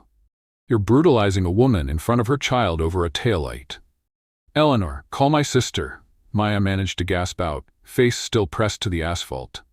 Keisha Washington, Washington, D.C., tell her they arrested me. Tell her to call Devin. Tell her to get Zoe. I'll call them, Eleanor promised. I'm recording everything. I'm a witness. Crowley hauled Maya to her feet. She stumbled, her legs weak, her wrists screaming in pain from the too tight handcuffs. He dragged her toward the squad car, his grip on her arm designed to bruise. Maya looked back at the rental car, at Zoe. Her daughter had her face pressed against the window, both hands flat on the glass, screaming. Just screaming. No words anymore, just raw sound. The sound of a child watching her mother be taken. The sound of a child who'd already lost her father, now losing her mother too. Zoe. Maya tried to move toward the car, but Crowley jerked her back. Baby, it's okay. I'll fix this. I promise. I'll come back for you. But Zoe couldn't hear her over her own screaming. Hendricks approached the rental car, opened the back door. His voice was gentle when he spoke to Zoe, but it didn't matter. Gentleness doesn't erase trauma. Kindness doesn't undo terror. Sweetie, you need to come with me. We're going to take care of you while we sort this out with your mom. No, Zoe kicked, fought, tried to hold on to the car seat. I want my mommy. You can't take me. My mommy didn't do anything wrong. Let her go. Let her go. Another car pulled up. Child Protective Services. They must have been called the moment Crowley decided to arrest Maya. A young black woman got out, mid-20s, professional clothes, a badge that said Shanice Harris, CPS. She walked toward the rental car, her face a mask of professional detachment, but Maya could see the conflict in her eyes, could see the recognition, could see another black woman understanding exactly what was happening here and being powerless to stop it. Shanice approached the car where Hendricks was trying to coax Zoe out. Hey, sweetie. My name is Shanice. I'm gonna take care of you, okay? Your mom is going to be fine. We just need to get you somewhere safe while the officers sort this out. I'm safe with my mommy. She keeps me safe. Let her go. Shanice gently took Zoe's hand.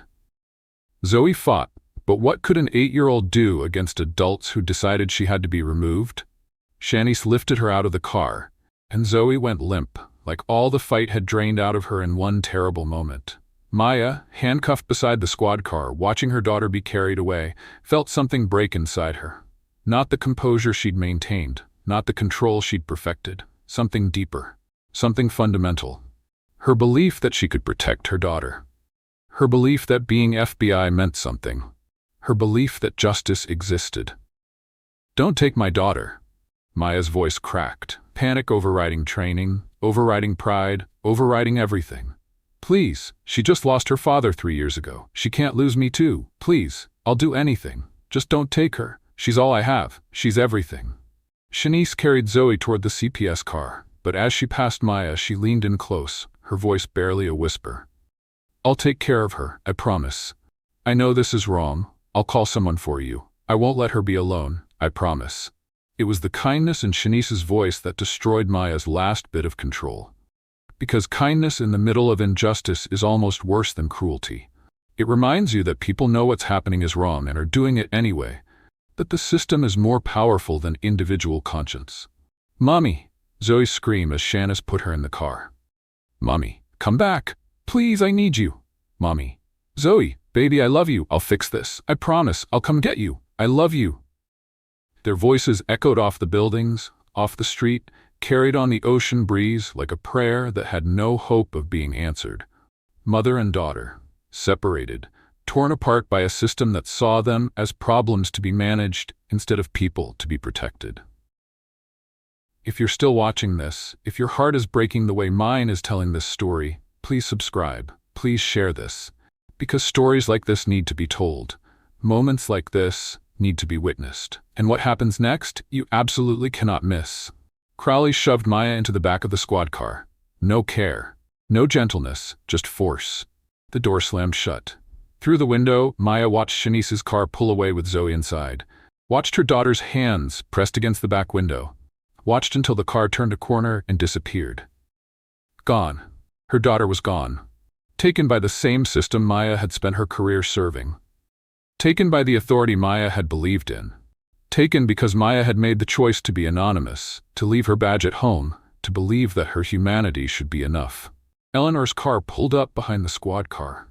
The elderly woman had her phone out, still recording, still bearing witness.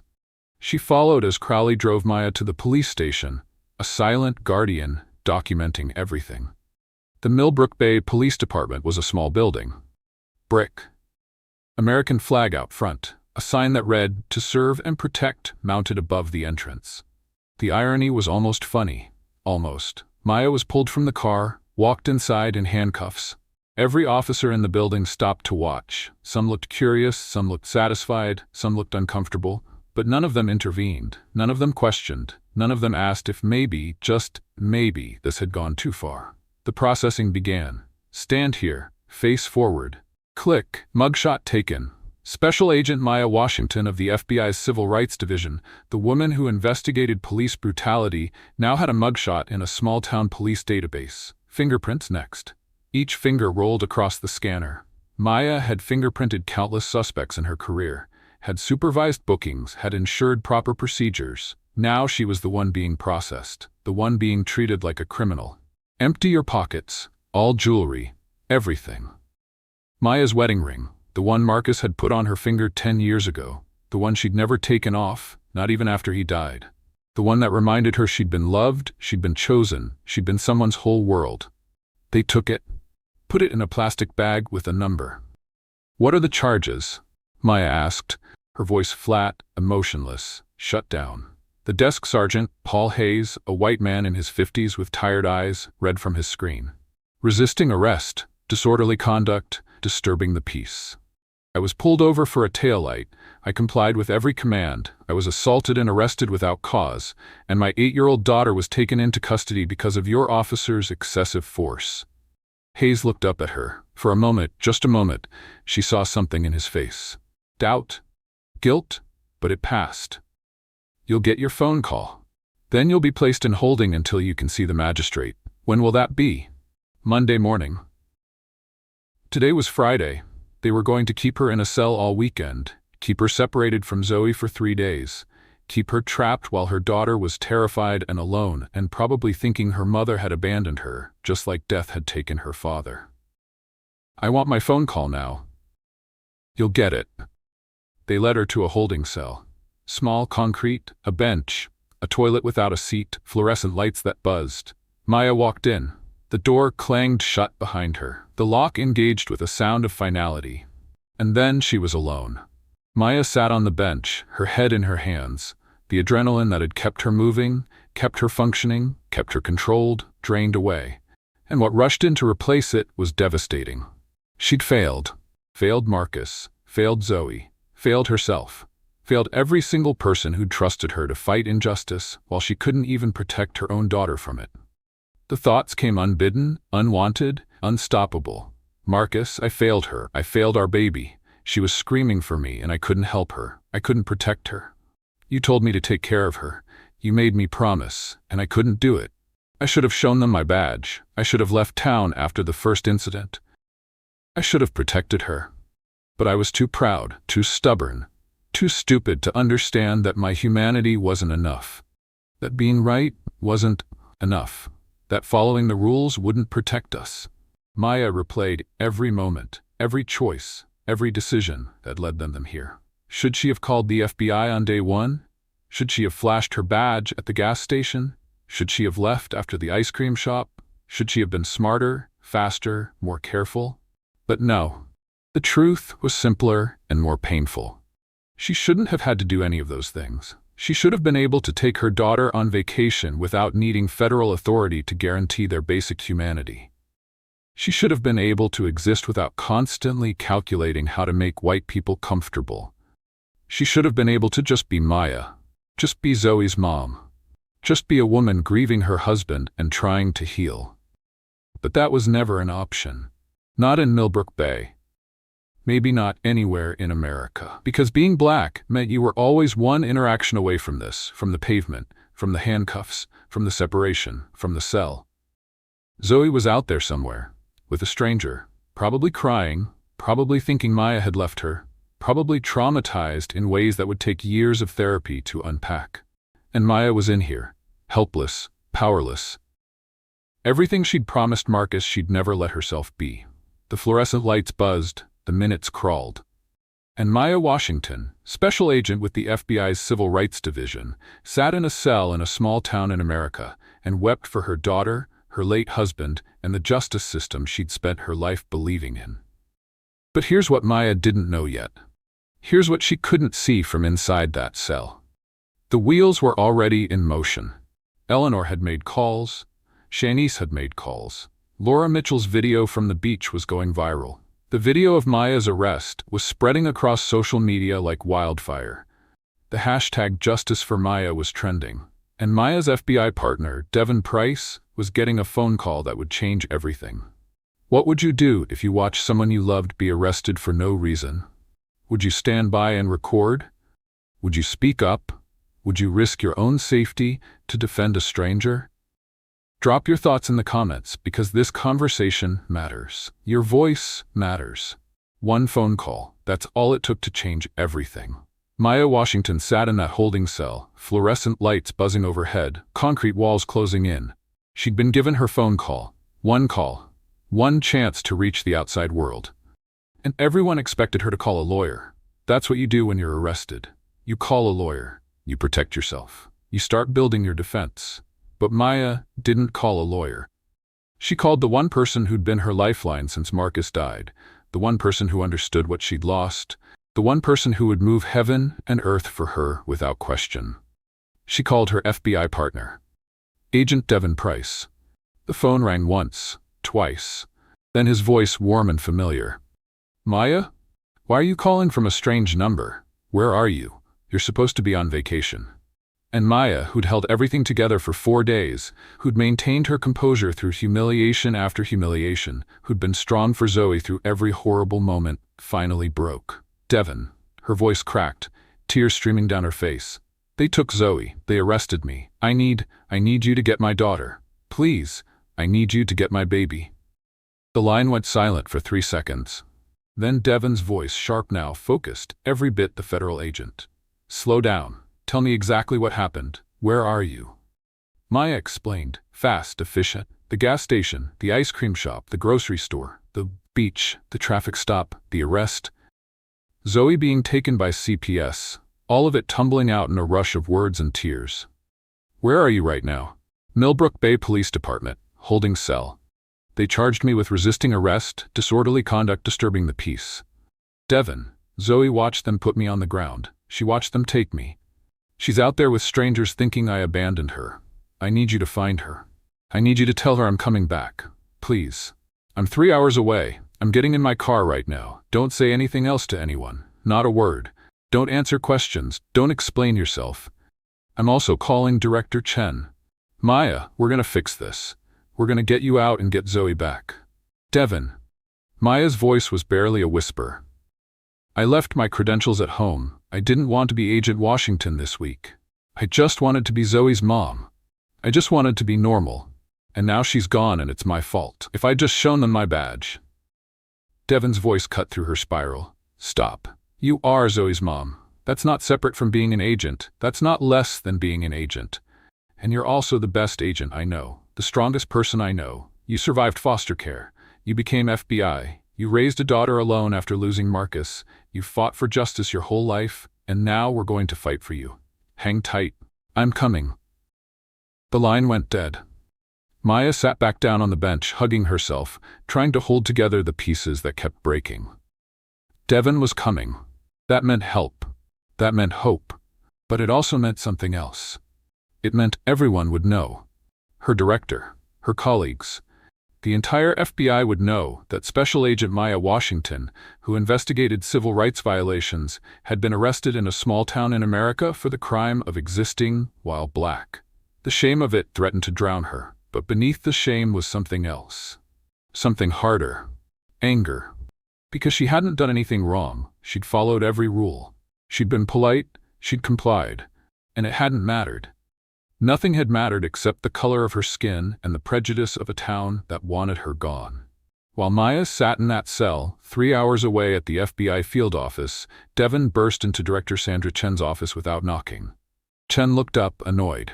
She was 52, former Marine, the kind of woman who didn't tolerate nonsense. Agent Price, you better have a good reason for. Agent Washington was arrested. Chen's expression changed instantly. What? Maya. Agent Maya Washington. She's in a holding cell in Millbrook Bay. They arrested her for resisting arrest. Took her 8-year-old daughter into CPS custody. Director, she was on vacation. She left her credentials at home. They had no idea who she was. Chen stood, her face hardening in a way that made seasoned agents nervous. Agent Washington was arrested? For what? What actually happened? Devin explained everything Maya had told him. With each detail, Chen's expression grew darker. Get me the Millbrook Bay police chief on the phone, now. And get a team together. I want agents rolling into that town within the hour. I want every piece of body cam footage, every arrest record, every complaint. If they've been running a pattern, I want to know about it. And price? Get Agent Washington's daughter. Find out where CPS took her and get her back. That child has been through enough. While the FBI mobilized, in a small house on the other side of Millbrook Bay, Shanice Harris sat on her couch watching Zoe Washington cry. Shanice had broken protocol. She was supposed to take Zoe to a group home. That's what the rules said.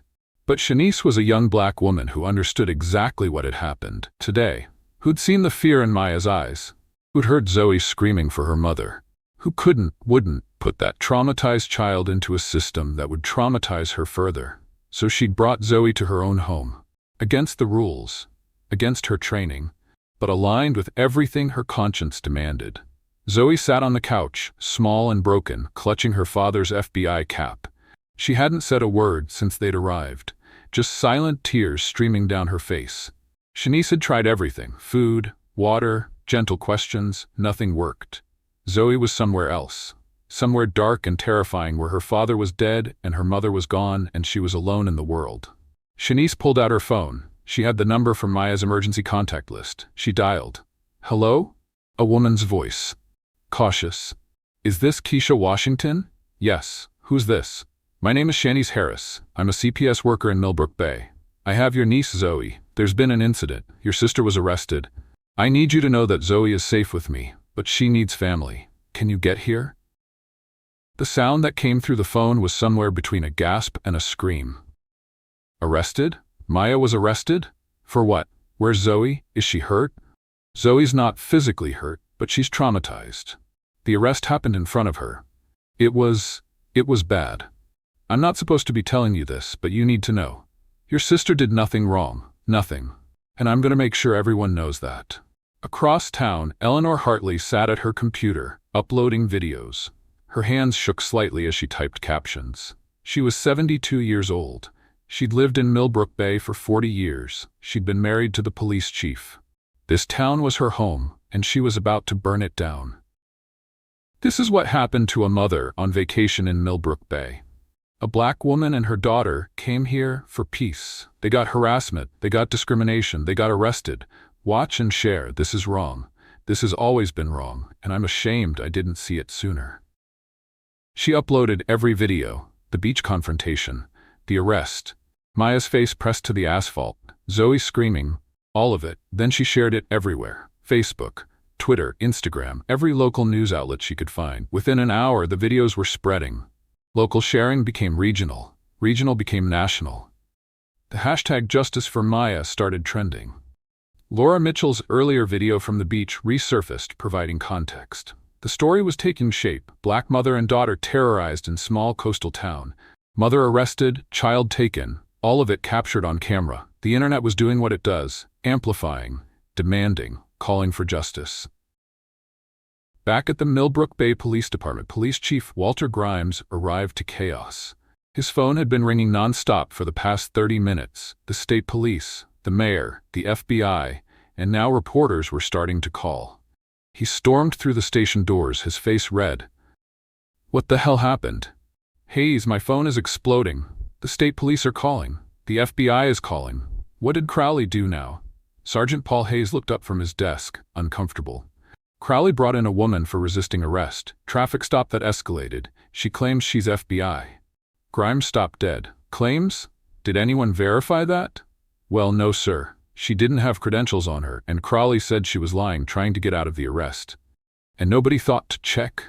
Nobody thought maybe we should verify it before we processed her? Grimes's voice was rising. Where is she now? Holding cell 3. Get her out here, now, and find Crowley. I want him in my office immediately. They brought Maya to the interrogation room. She was still handcuffed. 3 hours in that cell. 3 hours of replaying everything. 3 hours of imagining Zoe alone and scared. 3 hours of her anger building into something sharp and dangerous. Chief Grimes entered with Hayes. He looked at Maya, really looked at her, and she could see him trying to reconcile the woman in front of him with whatever Crowley had told him. Ma'am, I'm Chief Grimes. I apologize for the wait. Can you tell me your full name and occupation? Maya lifted her head. Her voice was exhausted but steady. Special Agent Maya Washington, Federal Bureau of Investigation, Civil Rights Division, badge number 17-4432. My partner, Agent Devin Price, is en route as we speak. So is my director, Sandra Chen. And when they get here, Chief Grimes, you're going to wish you had verified my identity before you traumatized my 8-year-old daughter. The room went silent. Hayes immediately moved to his computer, typing in the badge number, seconds that felt like hours. Then his face went pale. Chief, it checks out. She's FBI, Senior Agent, Civil Rights Division. 12 years of service, commendations. She's real. Grimes closed his eyes. When he opened them, he looked like he'd aged 10 years. Remove her handcuffs, now. Hayes fumbled with his keys, removing the cuffs. Maya rubbed her wrists where the metal had cut into her skin. Bruises were already forming, evidence. She made a mental note. Document everything. Where is my daughter? I'll find out. Agent Washington, Maya stood. Save it. I want my daughter. Then I want every piece of paperwork from this department, every body cam footage, every arrest record for the last 5 years, every complaint, every internal investigation. You're about to be investigated by the Civil Rights Division of the Federal Bureau of Investigation. Starting tomorrow. And Chief Grimes, I'm very, very good at my job. The doors to the station burst open. Devin Price stormed in with 2 other FBI agents, badges out, moving with the kind of authority that makes everyone step back. Where is Special Agent Washington? Devin's eyes found Maya across the room. The relief that flooded his face almost broke her again. Maya. She walked toward him and her legs almost gave out. Devin caught her, pulled her into a hug, and for a moment, just a moment, Maya let herself be held. Let herself be weak. Let someone else be strong. Where's Zoe? Her voice was muffled against his shoulder. We've located her. She's safe. She's with a caseworker who's bringing her here right now. 5 minutes out. Maya, she's okay. We're getting her back. Maya pulled back, wiping her eyes. They took her, Devin. She watched them put me on the ground and then they took her. She's 8. She already lost Marcus. And You survived. You both survived. And now we make sure this never happens to anyone else. The doors opened again. Shanice walked in, holding Zoe's hand, and time stopped. Mommy? Zoe's voice was small, disbelieving, like she'd stopped trusting that good things could happen. Maya dropped to her knees. Baby, I'm here. I'm here. Mommy, Zoe ran, launched herself into Maya's arms with so much force they both almost fell. Maya caught her daughter, held her, wrapped around her like she could shield her from everything that had happened, everything that might happen, everything the world would try to do to her. They were both crying, sobbing. Zoe's small hands grabbing at Maya's shirt like she was afraid she'd disappear. Maya's face buried in Zoe's hair, breathing her in, checking her for injuries, for trauma, for any sign that they'd hurt her baby. Are you okay? Did anyone hurt you? Baby, talk to me. Are you okay? I was so scared, Mommy. I thought they took you away like they took Daddy. I thought you weren't coming back. I thought I was alone. Never. Maya pulled back just enough to look at her daughter's face. Never, baby. I will always come back to you, always. Nothing in this world will keep me from you. Do you hear me? Nothing. Zoe nodded, but she wouldn't let go. Her arms stayed locked around Maya's neck, her face pressed against her mother's shoulder, her father's FBI cap crushed between them. Devin stood guard, the other agents flanking them, creating a barrier between Maya and the officers who'd done this to her. The station had gone completely silent, every cop watching, every one of them understanding what had just happened, what they'd done, what was coming. Eleanor appeared in the doorway. Her eyes met Maya's across the room. Maya mouthed 2 words. Thank you. Eleanor nodded, tears streaming down her face. Then she looked at the officers, at the chief, at the system her husband had been part of. Shame on you, she said quietly. Shame on all of you. Shanice approached cautiously. Agent Washington, I'm so sorry. I tried to keep her safe. I took her to my home instead of the group facility. I know it was against protocol, but... Maya reached out with one hand, the other still holding Zoe, and squeezed Shanice's hand. You protected my daughter when no one else would. Thank you. Thank you. Devin's voice cut through. Let's get out of here. Maya, we have a hotel room set up. Secure, comfortable. We'll debrief tomorrow. Tonight, you just be with Zoe. Maya stood, lifting Zoe with her. 8 years old was getting too big to carry, but Maya didn't care. She held her daughter against her hip, Zoe's legs wrapped around her waist, and walked out of that police station without looking back at any of the officers, without acknowledging their existence. They didn't deserve her acknowledgement. They didn't deserve anything. If this story moved you, if you felt every moment of Maya and Zoe's pain and triumph, please subscribe. Because stories like this need to be heard. Change only happens when we refuse to be silent. Click that button. Share this video. Make sure this story reaches people who need to hear it. Outside, the evening sun was setting. Maya, Zoe, and Devin walked to the FBI vehicles. Eleanor followed at a distance, a silent witness to the end of the nightmare she'd helped expose. As they drove away from Millbrook Bay, Maya held Zoe close in the back seat. Her daughter had finally stopped crying, exhausted into sleep against Maya's shoulder. Devin drove, silent, giving them space. And Maya thought about everything that had happened, everything she'd learned, everything that had been taken and what had been revealed. Later, much later, Maya would put words to what happened in Millbrook Bay. She'd make a statement, she'd tell her story. And this is what she'd say. This was supposed to be a vacation. A chance to give my daughter the childhood I never had. A chance to heal from losing the man we both loved.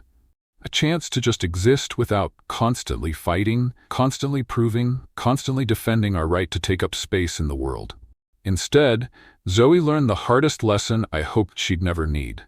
That sometimes the world doesn't see you as human first. They see your skin before they see your soul. They see threat before they see mother. They see statistics before they see an 8-year-old girl who just wants to play on a swing. But she also learned something else. Something I needed to learn too. That we don't face injustice alone. That there are Eleanor Hartleys who stand up when it costs them, who risk their place in their community to do what's right. That there are Shanices who break the rules to protect a child, who put conscience above protocol. That there are Devin Prices who drop everything to save their partners. That there are people, good people, who see injustice and refuse to look away. And Zoe learned that her mother, carrying her father's legacy, will fight for a world where no other child has to be pulled from their parents' arms because of fear and prejudice.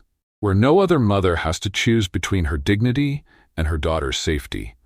Where no other family has to prove their humanity just to take a vacation. This town is now under federal investigation. Officer Derek Crowley is facing federal charges for civil rights violations. But the system that allowed this, that encouraged this, that created an environment where a mother and daughter could be terrorized for 4 days without intervention, that's the fight that's only beginning. For Zoe. For every Zoe. For every child who's watched their parent be dehumanized and powerless to stop it. This isn't just about what happened to us, it's about what happens next. It's about whether we, as a country, finally decide that Black people deserve to exist without constantly proving they deserve to exist. 3 months later, the Millbrook Bay Police Department was placed under federal oversight. Officer Derek Crowley was terminated and charged with multiple civil rights violations. He awaits trial. Chief Grimes resigned, citing the need for new leadership, but never quite acknowledging what happened under his watch. Shanice Harris received a commendation from the state for her decision to prioritize a child's well-being over bureaucratic protocol. She's now working with CPS reform advocates to change policies around how traumatized children are handled. Eleanor Hartley's videos sparked a statewide review of policing practices in small towns. She's become an unlikely activist at 72, speaking at community forums about complicity, privilege, and the responsibility to speak up, even when it's uncomfortable.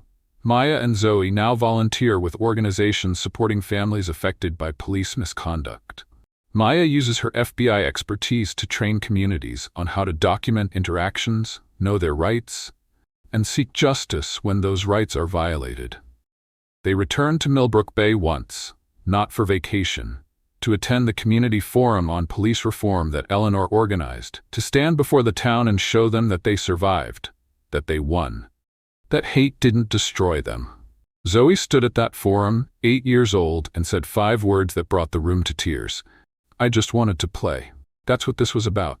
A child who just wanted to play. a mother who just wanted to give her daughter joy, and a system that couldn't let them have even that simple thing. Your voice matters. Your story matters. If you've experienced discrimination, document it, record it, tell your story, because silence protects the guilty. Silence maintains the system. And voices, our voices, together can change everything. You are not alone. Have you or someone you love ever experienced discrimination that made you question whether you belonged in your own country? Share your story in the comments. Your experience matters. Your voice can help someone else feel less alone. Cops target Black mother on vacation, unaware she's an FBI agent.